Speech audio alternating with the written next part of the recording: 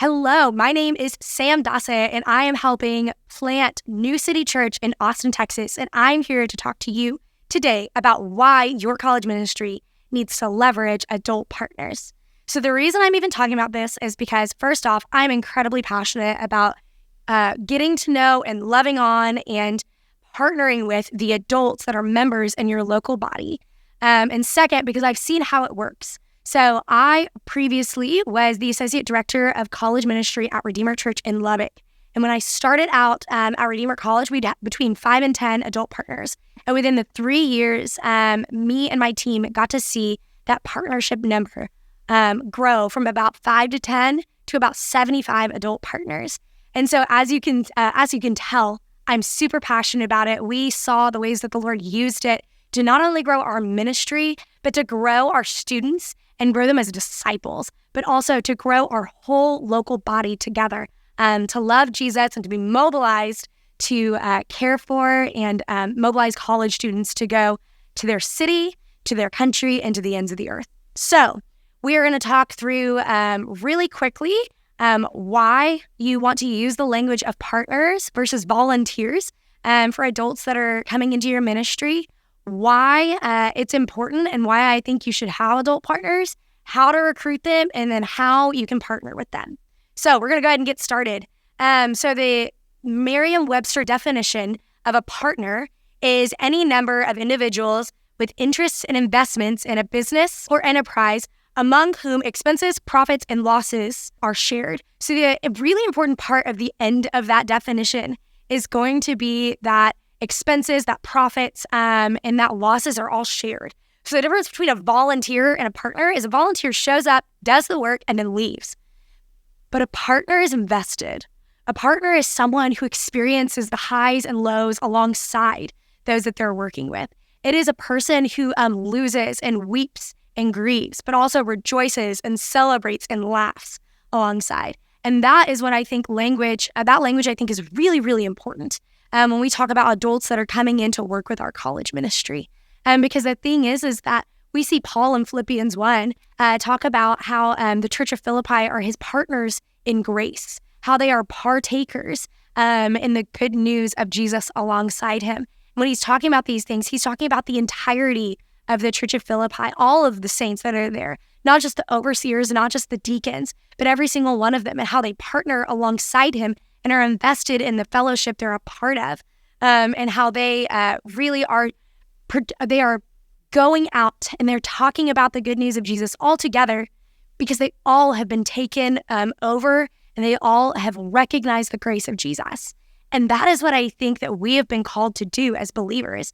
That is why the local body comes together, is because we're all partners in grace. We're partakers in the good news. We are going out and we are saying, we love Jesus. How can we participate together to do that?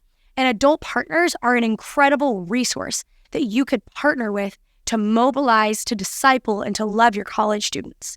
But I think the most important part of that on the front end is to have that language and have that understanding and have that heart posture of, man, we want adults to be our partners. We want them to be invested. We want them to grieve alongside us. We want them to rejoice alongside us. That we want them to be invested and feel like this college ministry is theirs. These students are theirs. Because if they do that, man, can you imagine the amount of growth and the amount of joy and the amount of life that's going to happen? So why do I think it's beneficial? I think it's beneficial for 3 different groups. I think it's beneficial for the adults in your ministry. I think it's beneficial for the students in your ministry. And I think it's beneficial for you as the college pastor, the college director, and the lead pastor, whoever you are working in vocational ministry. I think it's important for the adults because it's going to teach them how to be disciples. It's going to grow, it's going to transform them, and it's going to help them be a really active member in their local body. And it's going to give them a really incredible space to engage in the next generations and in future generations. It also is going to allow them the opportunity to have young adults in their homes, allowing kids in their homes to see that young adults can love Jesus too. Okay, I think it is beneficial for your students because the reality is that 95% of the students in your college ministry are not going to go into vocational ministry. They are going into the secular workforce. And that one of the things that is your job as a college pastor is to give them roots and foundations in order for them to learn, what does it mean for me to love Jesus as a physical therapist, as a doctor, as a nurse, as a teacher, as a lawyer, as an accountant, as a manager, any of these things? What does it look like for me to love Jesus in those ways, to love my family, to be a husband, a wife, a deacon, a volunteer, a coworker? Well, and you can teach them those things in a lot of really cool ways. You can't show them what it practically looks like because you work in vocational ministry and you want to teach your students how to be adults, not college pastors. And so one of the coolest things that you get to do for your students when you bring adult partners into your ministry is you give them ample opportunity and example to see what that looks like. They get to see families that are engaging one another with love and with care and with biblical discipline. They get to talk about things like budgeting and about being on mission in their workplace, about talking with their non-believing coworkers and how to invite them into relationship and friendship. You're allowing them the opportunity to learn, what does it mean? And actually, I can see that people can love Jesus with every ounce of their heart and live a life that is for the gospel and on mission and never be on staff with the church. And that is a radically important part of the church. That is a radically important part of the local body. And so it's really, really beneficial for your students when you bring adult partners in. And last, it's beneficial for you. See, the thing is one thing that we can tend to forget when we work in college ministry and vocational ministry is that we have a limited capacity for deep relationship. And fatigue is a really big thing, and burnout is a really big thing. And so whenever you're bringing adult partners into your ministry, what you're allowing yourself to do is you're allowing your students the opportunity to have really deep relationship with someone and you not burn out in 5 years. By allowing adult partners to enter in and partner with you in a variety of different positions, including discipleship, you are allowing yourself the opportunity to stay in ministry for longer term because you're not burning yourself out in 5 years discipling 60 students at a time. And you're allowing your students to develop even more and carry more load in the ministry. And so it's actually beneficial for you because it does that for you. And so I think it's super important for your sake, for your students' sake, and for the adult members of your church for there to be adult partnership in your ministry. So you might be saying, okay, Sam, I'm sold on the fact that there is a lot of important reasons on how I should have adult partners in my ministry, on why I should have adult partners in my ministry, but how in the world do I do that? How do I get adults? Well, I think there's 4 major steps to recruiting adult partners into your college ministry. First, it's to start with 5.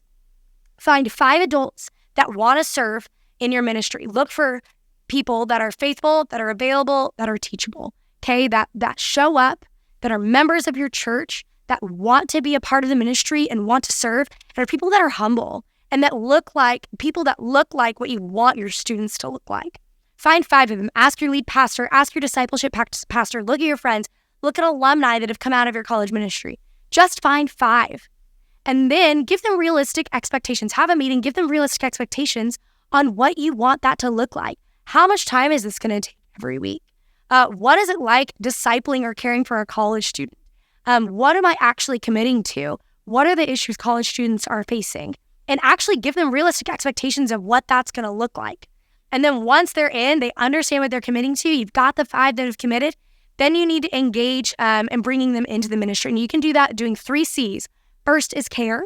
Actually care for the soul in front of you. Don't look at them as a volunteer. Look at them as a partner in ministry who needs care and love and check-ins. So check in on your people, show them care, treat them as a fellow believer. Second, give them clarity. Give them clear and consistent communication about what's going on, what's in your ministry, with your students, and with lessons and with events. Be clear and consistent, and also be sure that you're giving them realistic job expectations. You gave those realistic expectations on the front, hold to them and continue to communicate. And if something changes, let them know. Give them clarity. Last is give them clearance. These people are not puppets. They're not people that you're coming and you're wanting to control. What I would encourage you to do is give them some clearance in your ministry. Trust them to love, to care for, and to really disciple your students well. Really entrust them with that and believe that they are invested in your students just like you are. Just like you are. So give them clearance and let them make decisions that are best for their students. Keeping you in the loop, obviously, but trust them and entrust them with your students, okay?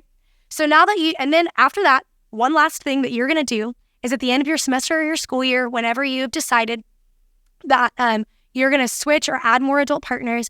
Look at those 5 adults that you've recruited and ask them to go find 2 people that they know, that they love, that they respect, that they think are faithful, available, and teachable.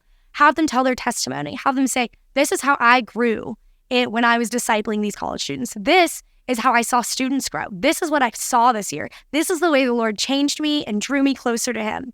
I want you to partner with me in that. And then suddenly you have tripled the number of adult partners in your ministry. You've gone 5 to 15 overnight. And then just continue that process over and over and over again. And you will have the ability to have a large number of adults partnered in your college ministry. So you may be asking yourself, okay, Sam, I know why I'm doing this. I know why I'm using the language of partners. And I know how to recruit them. What in the world do I do with them? What are ways that I can partner with these adults? I would say first is as disciples. As simple as that sounds, recruit them into discipleship. Give them 1 to 3 students and say, hey, I want you to disciple, love on, show these students what it looks like to love Jesus. Care for them, read the Bible with them, do those things. Second, have students in their homes. Maybe have small groups hosted in adult homes. Maybe have dinners once a month hosted in adult homes. Have events in adult homes. Have people who these students are being exposed to in their homes, seeing their families, seeing these parents, seeing all of these incredible adults living their lives. Put them in those places and give the ability for these people to utilize the resources they have been given in a way that is allowing them to invest and be partnered in the college ministry. Third is have support teams for those hosts and for those discipleship people. People bringing snacks to small groups, people who are backups for host homes, people who are praying and are assigned to small groups to be praying over them consistently, checking in to see how the leaders are doing and how their small group is doing. Supporting is just as important as hosting and discipling, because we can't do it without the prayer behind, and we can't do it without people coming in to help and assist. Okay, and then last, you can partner with adults by doing things like having panels about like mental health and bringing people who are experts in mental health in. You can have internships and set up internships. If you know that some of your students are wanting to be lawyers, set them up to have conversations with adult lawyers in your ministry and let them maybe spend a couple of weeks talking with them and getting to know them and seeing what it's actually like. Partner with them and having them come teach your students. We had a financial advisor who came into our church and taught our college students how to budget because they needed to learn how to budget. And it was absolutely incredible. And that adult got to have some incredible conversations and teach students and help students learn the importance of stewarding our money well for the kingdom of God. And last, just having adults who are coming in and being present in the college ministry and being like surrogate parents in these spaces for these college students. These are all ways that adults can partner with the college ministry and just love your students super, super well. So that's a lot of information and it's a lot of ideas, but it's so possible. We got to see adults partner with students in some radical ways at Redeemer. And we're getting to see the ways that adults, some of those college students at New City are now adults and wanting to partner with college students again. Because they saw the implications of what it was like to have an adult say, I love you and I care for you and I'm invested in your walk with Jesus. And so now they're going to do the same. And you have the ability to bring that into your college ministry and to help your college students become a part of the local body, to help the local body become a part of the lives of your college students, and to set your college students up to leave your ministry excited to be a part of the local body, the local church, and to be on fire for Jesus, not just for the 4 years they're in your ministry, but for the rest of their lives. So I hope that you will make some really cool prayers happen, that you will begin to think and have conversations with those that you're working with, and that you will consider adding adult partners into your college ministry soon.